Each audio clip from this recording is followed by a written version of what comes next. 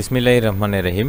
বিসিএসের প্রশ্ন ফাঁস নিয়ে নতুন আরেকটা খবর চলে এসেছে। দ্য ডেইলি ক্যাম্পাস এই ওয়েবসাইটে দেখতে পাচ্ছেন পিএসসির সাবেক গাড়ি চালক ও ছেলেসহ যে 17 জন গ্রেপ্তার হলেন। এখানে দেখতে পাচ্ছেন বিসিএস প্রশ্ন ফাঁস প্রকাশিত হয়েছে খবরটা আজকে 8 জুলাই 2024 9টা 1 PM। সঙ্গে থাকুন, বিস্তারিত পরে শোনাচ্ছি। এখানে ছবি রয়েছে, দেখতে পাচ্ছেন গ্রেপ্তারকৃতদের। যাই হোক, আমি এখন থেকে শুরু করছি। বিসিএস সহ 30টি সরকারি নিয়োগ পরীক্ষার প্রশ্ন ফাঁসের অভিযোগে সরকারি কর্মকমিশন পিএসসির সাবেক চেয়ারম্যানের গাড়ি চালক সৈয়দ আবেদ আলী জীবন, তার ছেলে সৈয়দ সোহানুর রহমান সিয়াম সহ 17 জনকে গ্রেপ্তার করেছে পুলিশের অপরাধ তদন্ত বিভাগ সিআইডি।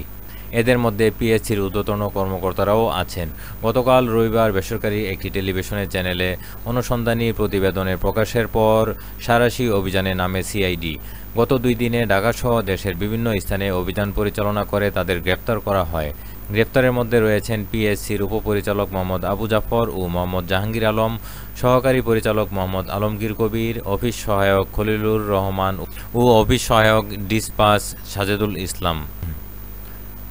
এছাড়াও রয়েছেন সাবেক সেনা সদস্য নোমান সিদ্দিকী, ঢাবির সাবেক শিক্ষার্থী ও ছাত্রলীগের রাজনীতি করা এবং বর্তমানে মিরপুরের ব্যবসায়ী আবু সোলাইমান মোহাম্মদ সোহেল, অডিটর প্রিয়নাথ রায়, ব্যবসায়ী মোহাম্মদ জাহিদুল ইসলাম, নারায়ণগঞ্জ পাসপোর্ট অফিসের নিরাপত্তা প্রহরী শাহাদাত হোসেন, ঢাকার ইমিগ্রেশন ও পাসপোর্ট অফিসের কর্মরত মোহাম্মদ মামুনুর রশিদ, শহীদ সোহরাওয়ার্দী হাসপাতালের মেডিকেল টেকনিশিয়ান মোহাম্মদ নিয়ামুন হাসান, ব্যবসায়ী সহোদর সাখাওয়াত হোসেন ও শায়েম হোসেন ও বেকার যুবক লিটন সরকার।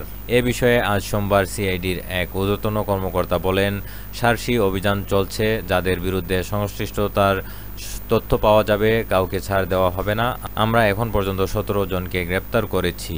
তো এই ছিল দ্য ডেইলি ক্যাম্পাসের হাতে পাওয়া সংবাদ। পরবর্তী আপডেট আসার মতোই চ্যানেলে আপলোড দিব। চ্যানেলটি সাবস্ক্রাইব করে সঙ্গে থাকুন। বিদায় নিচ্ছি, আল্লাহ হাফেজ।